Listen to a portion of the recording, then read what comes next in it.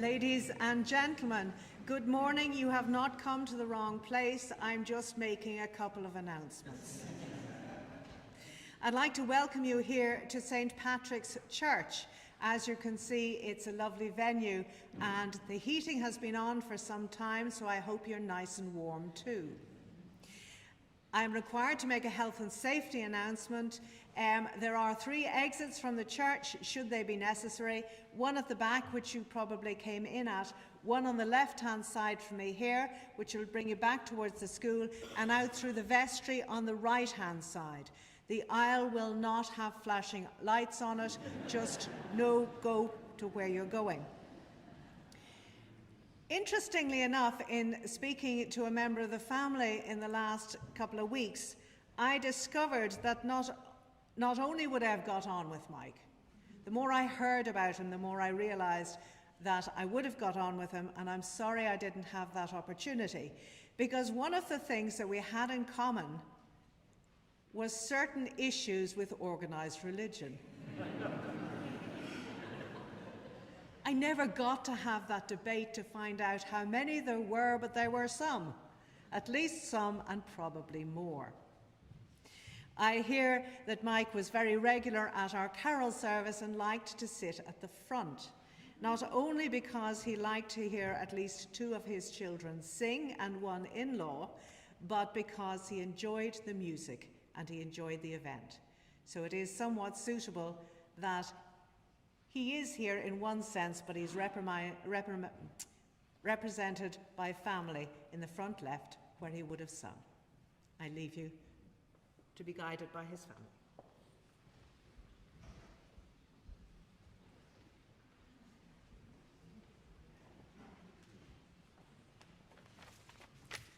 Awake for morning in the bowl of night has cast the stone that puts the stars to flight, and lo, the huntsman of the east has caught the Sultan's turret in a noose of light. That was Dad's alarm clock call when we were young. Probably many different translations. But I think probably a lot of the songs and poems that he taught us were full of misquotations. But he always sounded so sure that nobody ever queried him. In fact, I remember once being in the National Concert Hall soon after it opened, and there were strange circular discs hanging from the ceiling. And Dominic, who was with me, wondered what they were for. So I told him they were to improve the acoustics. And he was very impressed with my knowledge, until I told him I'd made it up. I think they probably were for that purpose, but anyway, I have treasured his reaction for many, many years. He turned to me and he said, "You are as bad as your father." And I thought, thank you. But to get back to Omer Khayyam and that particular verse that I've just read, many, many years ago, Luke and Dad and I were having dinner in Glasgow. I don't know where everybody else was. I don't know why it was just 3 of us, but it was.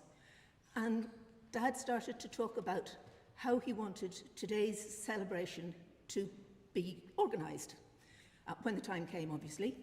So Luke said that he didn't actually know what would happen next, but that he intended to open proceedings with that particular verse.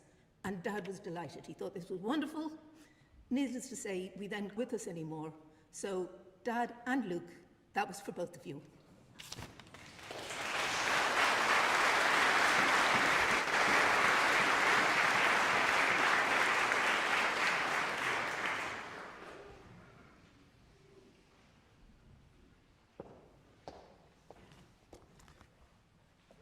Good morning, everybody. There are 2 things I'd like to say before I even go to what I've prepared. And one is to reflect on something that Bridget just said about, he said it with such definiteness that you all believed with it. But I remember being reprimanded by Mike for exactly the same venial sin at one stage when I was sort of holding forth about something or other. And Mike turned to whoever the other people were at the moment. He said, well, the moment that he's so definite about something is the time that you must be a little bit suspicious about it. So pick up on that. And then something that Ruth had said about Mike and Christmas carols. Certainly, that was my experience also. And I remember, I think it was last Christmas, Pat, we arrived up in Ashford House just at the time they were preparing for Christmas. And they were lighting the Christmas tree in Ashford House, and they were beginning the carols. Now, it took a little while to encourage Mike to go into the other room where they were. So eventually we went in, and the moment they started the Christmas carols, Mike joined in, and he was singing there. And I have just a wonderful memory of Mike and Pat hand in hand there, and they sang on for the next 30, 40 minutes, and Mike was in full voice. So a great memory, and Ruth, you're right, he absolutely enjoyed and loved Christmas carols. So back to where I was before. We're gathered here this morning just to celebrate the life of my dear friend, Michael. He was a stalwart husband, a loving father, proud grandfather, and during his life, he encompassed many aspects too. He was a student, an oarsman, a teacher, a visionary, a leader, a disruptor, an agitator, a bon vivant, a swimmer, a raconteur, a colleague, and most of all for me, a friend. I wish to focus on who he was as a person, not on his accomplishments. Who was this man who meant so much to all of you here, who are here this evening? And I'll refer to three aspects of his character that for me stand out: his vision, his leadership, and his friendship. I salute Michael as a man of vision. The first time I met him was when I turned up to what was the inaugural meeting of the Dalkey School Project, February the 23rd, 1975, over 50 years ago. He chaired that meeting, and his vision and his quiet passion ran hand in hand. When he spoke that evening and outlined his vision, I was entranced. It spoke to my deepest feelings and beliefs in equality, respect for difference, diversity, inclusion, and particularly for my children. And I think that vision spoke to many of us who are here gathered tonight and remember that part of him. There and then, I was committed to that vision. Later on, I met Pat, his wife, and then Anya and Bill Hyland, and we became close friends to this day. With their commitment and the involvement and commitment of many others, and looking around today, I see them here, and I'm delighted that they are here to celebrate Mike's life. That group, led by Mike, went on to start up the first multi-denominational school in Ireland in over a century. When we were formulating the fundamental principles of the DSP, certainly all of us had an input, all of us who were involved had an input, and especially Bill Hyland. But the ultimate formulation was Mike's, and it is in our Constitution: to develop and support in Ireland the establishment of schools which are multi-denominational, with equal right of access for the children of Catholic, Protestant and other parents, with the cultural and social background of each child held in equal respect. For me, a vision is an experience or a statement that reveals a truth that permits the soul to sing, that shatters prejudices and preconceived notions. It permits us to experience, if only briefly, the possibility of what might be, a truth that resonates through our being. And Mike formulated that truth in just a short, single phrase: no child would be an outsider in this school. That was his phrase, his formulation. No child would be an outsider in this school. What a vision. Mike was also a leader. Holding on to a vision and executing it requires leadership, the ability to influence and guide and sustain others to focus on a common goal. Trust is crucial, and Mike had a great ability to develop trust. You could trust him, you could believe in him, you could follow him. Of course he was stubborn at times, and sometimes he had to be. He was human after all, and those qualities were so necessary in the long campaign to open and then build our first school. His never-ending assertion and optimism that we were on the right path that our cause was just. Many leaders failed because of the inertia of the system, and bureaucracy overwhelmed them. Mike acknowledged, but never succumbed to the inertia of the system. In 1972, the Fifth Amendment to our Constitution removed the special position of the Catholic Church and other denominations. Institutionally, that took quite a while to sink in, and the Dalkey School Project, Mike and its leaders were caught in the death throes of that change by both state and church. And it took leadership to survive and to deal with equanimity with those travails. I'll quote him from a circular from June 1977 when he asserted, "We stand for the parents' right to choose according to their lawful and conscientious preference. A resilient Mike was the person who above all provided refuge and hope and determination during those early years. And for me, that was leadership." I also salute Mike as a friend. Now, it's very difficult to separate Pat and Mike when you talk about Mike as a friend. Any reference to Burdett Avenue was to Pat and Mike, or Mike and Pat. Pat was inseparable from Mike and provided massive support to him and to so many others as well. Their home at Burdett Avenue was a refuge. It was not either of them, it was them together, a place where there was always a welcome. And if Mike presided, Pat was often the one who provided the sustenance. It could have been tea, it could have been the oxtail soup on Christmas Day, and then which morphed into the mushroom soup on Christmas Day. I think that was after BSE or something like that. But the hand of friendship was sort of extended to all who crossed the threshold. There was acceptance, there was patience, at a very fundamental level, there was love. And that was the way they were. I'll advert to a couple of examples of my own. When my son Ben was born in '82, it was a home birth. Ben's birthday was last week, in fact. I well remember Mike and Pat driving up to Lismara in the early evening to congratulate us. Of course, Mike had brought along the registration form for the Dalkey School Project and insisted on arrival sitting down, completing it, making sure it was signed, and he went away with it in his pocket. That's friendship. Also, with delight, Mike became Ben's godfather. No contradiction there for Mike. In a very practical way, Mike was embracing his own concept of equal respect for different backgrounds.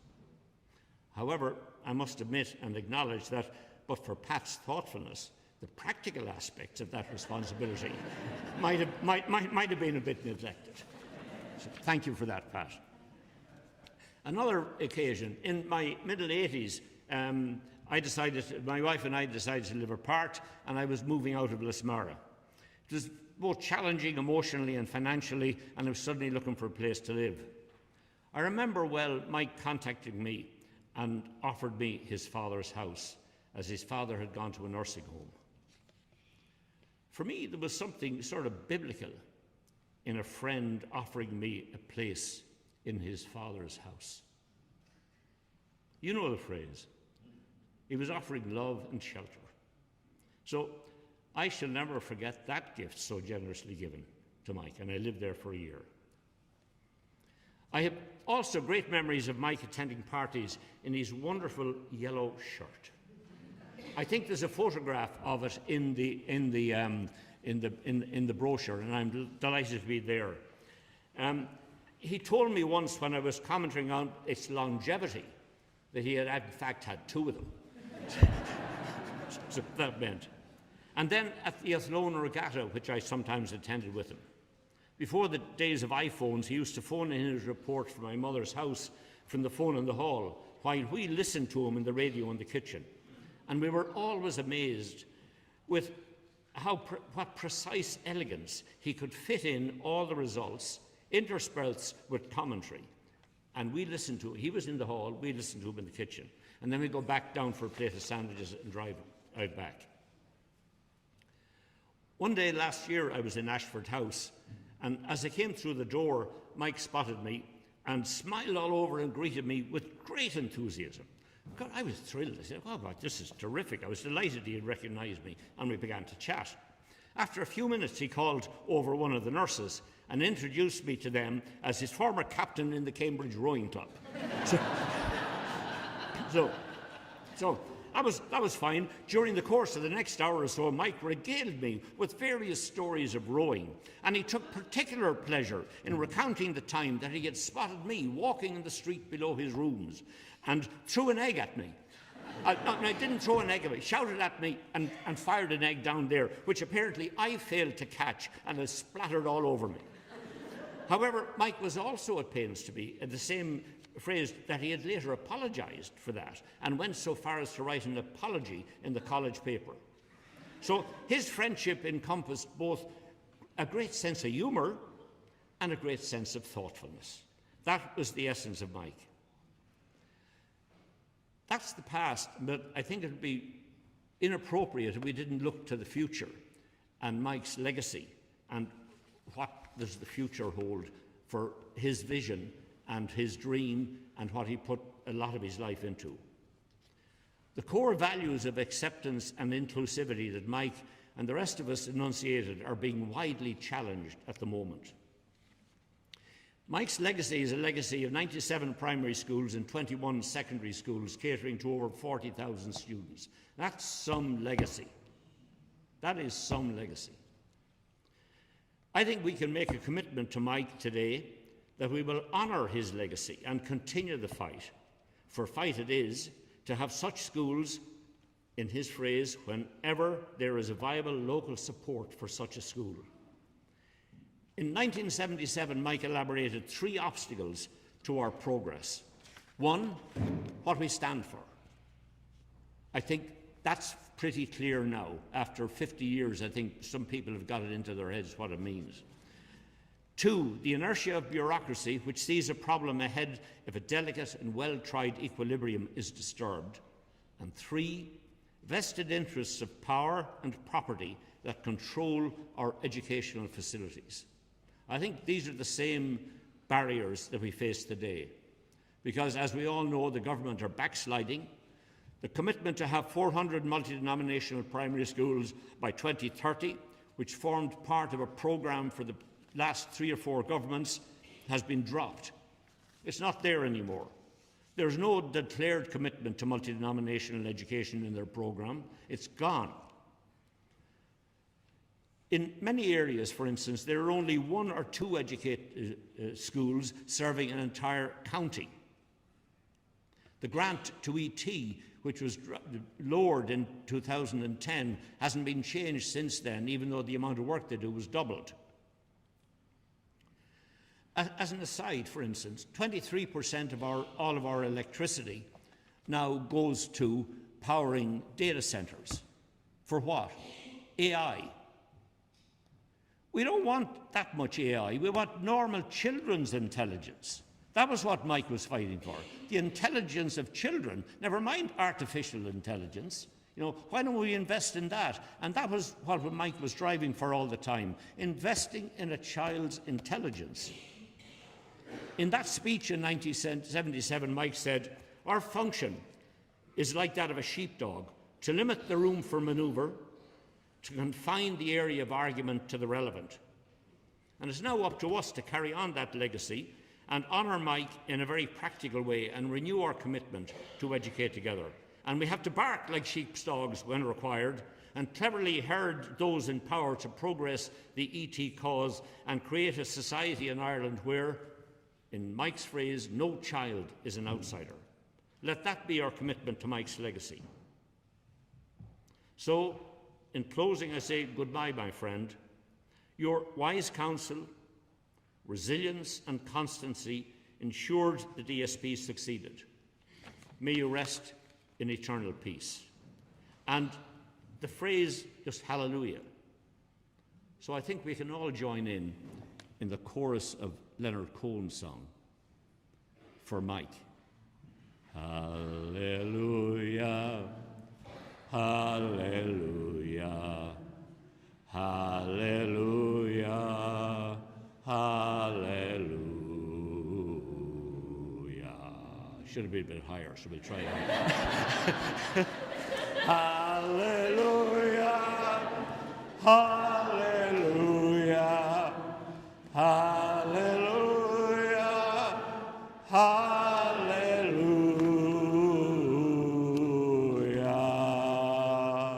Goodbye, Mike.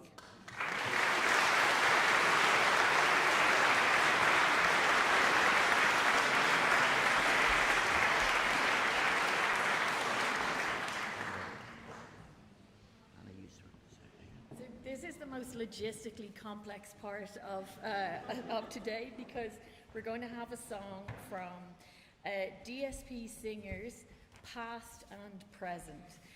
This is a song that is, you might recognize the tune. It's from the tune of A Million Dreams from The Greatest Showman, but it was rewritten some years ago for the 40th anniversary of the DSP by the students and by one of the teachers, Mary Rose, as a thank you for all of the founders, all of the people who had set up and established both the DSP and the subsequent Educate Together movement. So we're really, really proud and delighted today that we have some of the current DSP students coming to sing for us, supported by some of the original DSP students and all sorts of people in between, and they're going to sing for us today.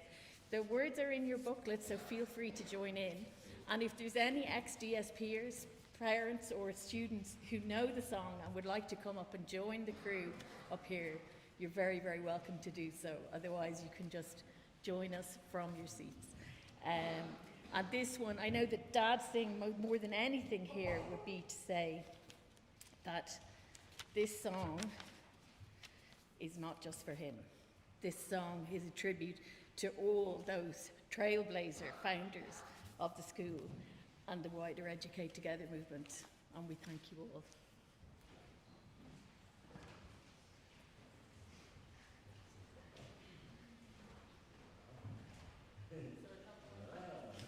That was supposed to work seamlessly. Here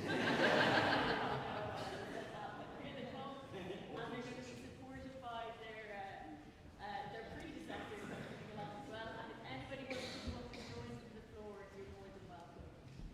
Myself and Becky tried to speak with them in the rehearsal, but we were a bit of a mess. So Becky thought it would be best just to stay down here and leave them.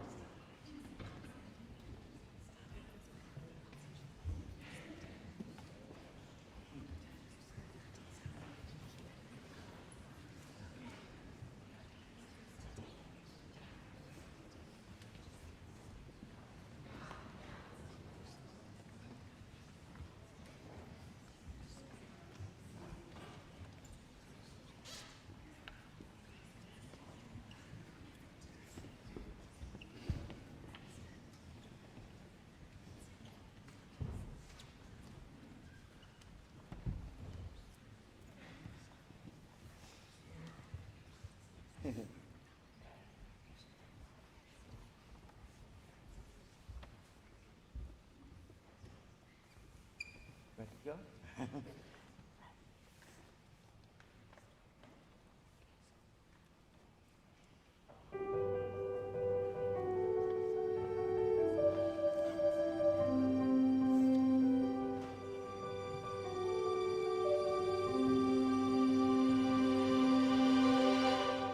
Close your eyes and you can see a vision of a school for me that includes a song.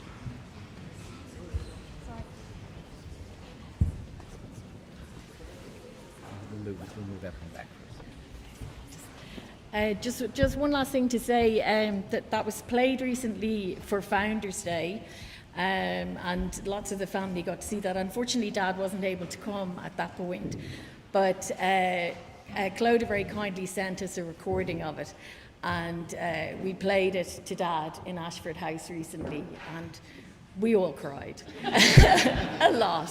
We did threaten Matthew that we were going to try to make him sing a solo of it today, but we felt really we wouldn't progress very far with it. So I suppose it's just really to thank so much the teachers and the parents and the past pupils, and especially the pupils of the DSP for coming along and sharing that with us today. So thanks again for that. Our next speaker is Michael Klassen, a very, very long-standing and beloved friend of Mike, of Pat, and of our whole family. Thank you. I wobbled my way over. Take it slow, take it slow. You're fine. Endeavoring to stay on my 2 feet. Yeah. Thank you.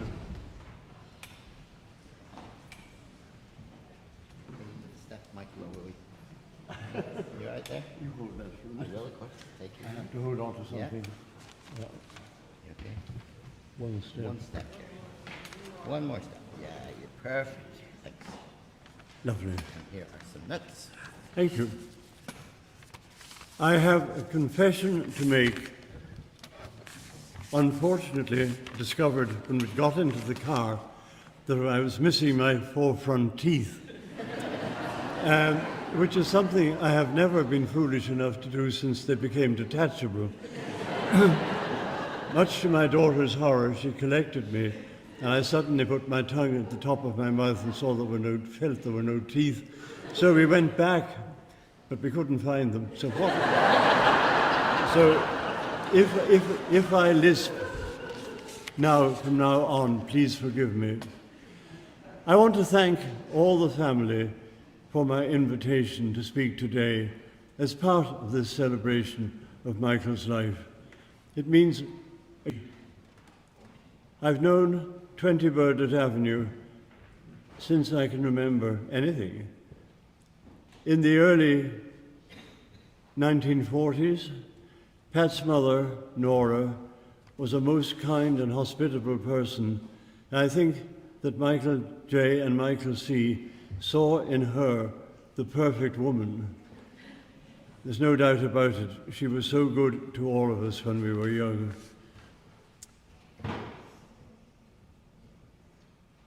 Michael and I would appear periodically in Shandon, number 20 Burdett Avenue. And when I was 21, I obtained my first teaching job at Castle Park, Dorky, where I think Michael was a pupil there. Is that right? Yes, it is right. Well, I disliked it intensely. I don't think Michael enjoyed it greatly either. We never talked much about it because he knew I disliked my time there. It was not what I wanted in life. I had to have somewhere to live. I was very grateful for being given hospitality, shall we say, for a year in a school, but it didn't work very well from my health point of view. And that Christmas, Nora Rankin, who had become Nora Racco, invited me to stay in her house at Christmas time, and I was there for 6 months enjoying the enormous hospitality of the whole of that family, which I shall never ever forget. But nor will I ever forget Shandon in 1943 when Pat's and the family's father died, and we were there with her mother. It was the first time I realized, I think, what tragedy could be in a family. And it did a lot of good to me because I realized you had to think about other people more probably than I'd ever done before. So that was a huge turning point, I think, for all of us. Shandon remained, as long as Nora was there, a home from home for all of us, just as it has been for Michael and Pat. A wonderful house, a wonderful family. Thank you all so much for so many wonderful years. We had a lane at the back. Our house was on the seafront. It was very peculiar. There'd been a field at the edge of backside of Burdett Avenue, and in 1925, Marine Avenue was opened, and the houses on Marine Avenue were built. And the last house is a peculiar house. It faces both Marine Avenue on one half and the seafront on the other. It's two separate semis. We had the one on the seafront, but we all shared the lane, and that lane was our kind of meeting place. We are thinking of our young people today and what we were talking about in school, but we chased ladybirds and butterflies in that lane. We got stung by nettles, and we lighted bonfires, and we threw potatoes. My mother was a great believer in a girl-guidey sort of way that we should feed ourselves, and we ate more burnt potatoes and burnt apples from those bonfires than a few, but we survived. In later teenage life, I acquired a 1934 Austin 7. In fact, Margaret learned to drive in that Austin 7. She's always been a very good driver, I flatter myself. And in that Austin 7, I would go bring back Michael to Donnybrook and collect Michael from Donnybrook. And sometimes I would meet May, wasn't it May? And his sister, Sheila. Am I getting names right? No, not right. No, sorry. We both graduated and married, and we remained friends, always in contact. As our jobs came to the forefront, we both became involved with people, and our families arrived, and they grew up. And in 1960, Michael's job in the new television service brought us again into contact to do once more with education. I was asked to join the Statutory Education Advisory Committee. It was statutory, it was quite funny. We didn't realize that at the beginning, but they couldn't get rid of us. Michael was very funny about it. They couldn't get rid of us until they passed some bill in the door. So we were there for ages. Maeve Piskorski-Conway, some people here may remember her. She ran it, and she was quite a character, and I enjoyed those meetings very much. And during that time, Michael was doing 7 days, I think it was, wasn't it? And I was asked to do a program called Signal, which was a complicated program. It involved, I think, 11 young people and 6 adults. And it was only half an hour, and I was supposed to encourage the young people to talk, but we had a very talkative clergyman as one of the older people, and I had great difficulty as a chairman getting him to stop talking and encouraging the young people to talk, which is what I was supposed to do. It was kind of a complicated setup. It went on for quite a long time, too long probably. So that was again, and then in Newtown Park Village, where I had become the owner-principal of what was a vocal school, and then fought my way with Michael's help. This is where we have so much in common. I was battling for equal opportunity and free secondary education, and Michael was battling for the same thing for primary schools, both wanting to have schools of repute and decent sort of places to live. So the village of Newtown Park, I was in the thick of that and trying to get this new school going. And I had a ready-mix factory plonked down beside me, which wasn't very helpful. And that meant we had public meetings for anti-ready-mix, because it was within 200 yards of the front of the school, a brand new school. So that battle began, it went on for years. Michael was very helpful in our efforts there, but also our local people were very anxious. Everything, all the open spaces were being covered with buildings, and they wanted public parks. So Michael took the cudgel up. I think, was the program called 7 Days, am I right? Yes. And we had wonderful meetings on Newtown Park Avenue, one at where the grotto is, to fight for what is now the Rockies Public Park. You can walk all the way through the Rockies down to Black Rock. That was thanks to our first protest with Michael's assistance. And then we had a second protest when Senator Maguire, when Newtown Park House was sold up, and his golf course became available, and they planted more houses on it, but there was some of it left. So with the help of Michael and RTE, we got a second public open space at Newtown Park. And finally, we fought the same battle when the Crock of Gold land came in the market and gave us another lovely public park, which takes us right down to Dean's Grange Cemetery. So those are all aspects of something else Michael was doing.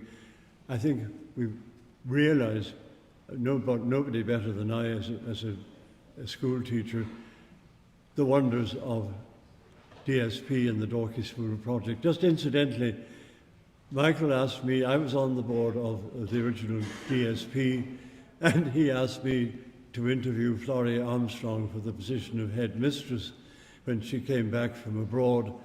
And Florrie was our first headmistress in Vesey Place. I was on that board for about 10 years, but things became so involved in New Park, I'm afraid I opted out. But I couldn't cope with more than one complicated school. I said I'm waffling on like nobody's business. Sorry. Michael was a legend, of course, at the TCD Rowing Club. We have a lot of Burgess cousins from Tullow, and they had a get-together on Saturday last, and they were all reminiscing about Michael when they heard that this was happening today. So Trinity Rowing Club, I know, and lots of other rowing people owe so much to Michael too. I know that much will be said today about the schools have been, and more will be said. Get off that one. I want to thank all the family for my invitation. You've been so good to me always, and we're still all in touch, which is really rather marvellous.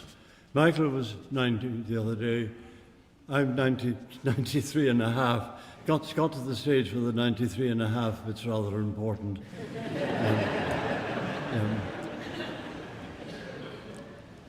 And the whole family, I think I'm nearly at the end of all this waffle. I don't want to leave out anything particularly vital. Yes, the boat club, I've mentioned the boat club. I don't know, at one stage I was, of course, New Park and the school, I was thinking only of DSP, but the whole, Michael was supportive all the way, and I'm so glad. I've been trying to get in touch with, she's here, I know, Ornia, where are you? Ornia, Ornia, you have I don't have your personal number, I only have your...